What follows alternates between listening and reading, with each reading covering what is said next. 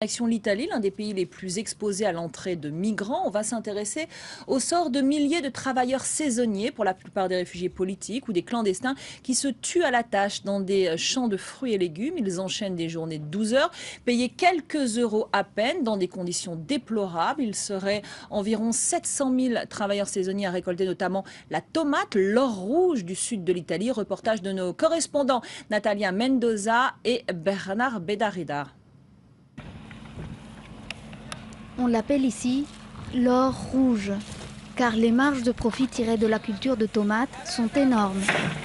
Du matin au soir, ces travailleurs vont répéter le même geste machinal. Chacune de ces caisses contient jusqu'à 350 kg de tomates. L'objectif est d'en remplir un maximum, car ils seront payés par caisse. Regardez, pour chacune de ces caisses remplies, on nous paye 3,50 €. Moi, en une journée, j'arrive à remplir 8 caisses, 10 au maximum. Après 10 heures d'effort, chaque travailleur rentrera avec une vingtaine d'euros en poche, tout au plus. Mamadou vient du Sénégal. Il a débarqué à Lampedusa fin 2013.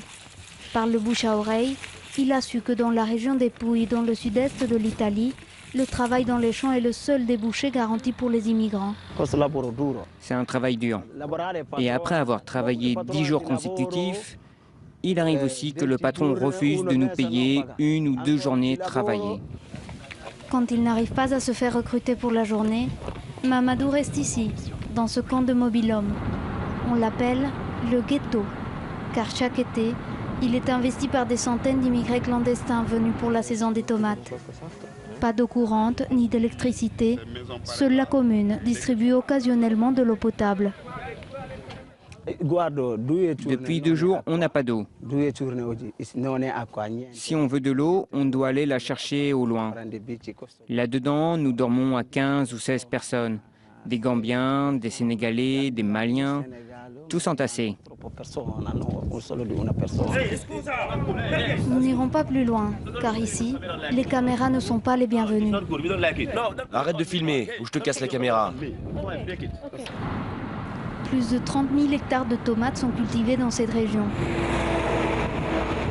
Une grande partie est destinée à l'exportation. Ici, les traces de cette industrie sont omniprésentes. Regardez là-bas, il charge un camion. Raffaele Falcone sillonne ces vallées depuis des années pour dénoncer le caporala. C'est le nom que l'on donne au système d'exploitation des travailleurs journaliers dans cette région. Chaque caporal fait l'intermédiaire des propriétaires de terrain. Il recrute au jour le jour les équipes de travailleurs. Le caporal s'occupe du transport des travailleurs. Tous les matins, il les entasse dans ses camions, comme s'ils étaient de la marchandise. Il voyage à 40 ou même 50 travailleurs dans chaque camion.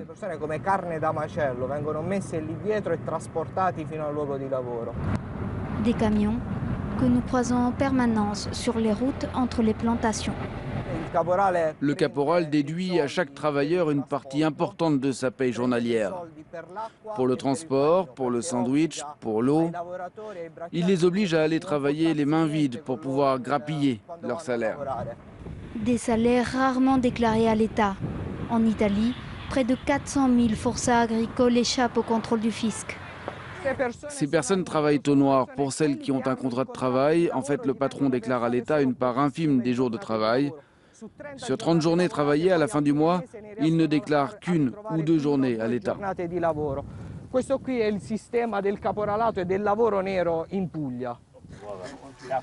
Depuis ce matin, Ousmane et Abou attendent qu'un caporal vienne leur proposer du travail dans les champs.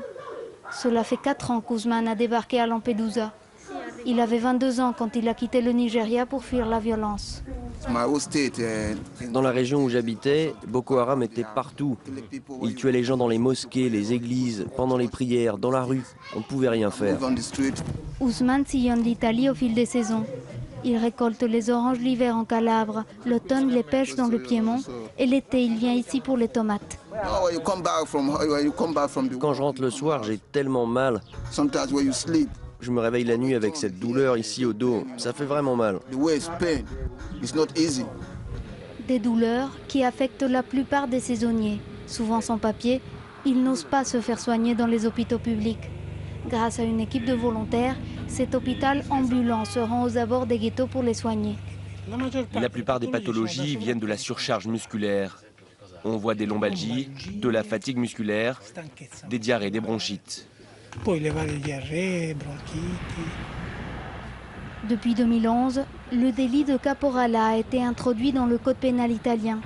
Il est passible de 5 à 8 ans de prison et jusqu'à 2 000 € d'amende par travailleur exploité. Mais cette loi est rarement appliquée car peu sont ceux qui osent porter plainte.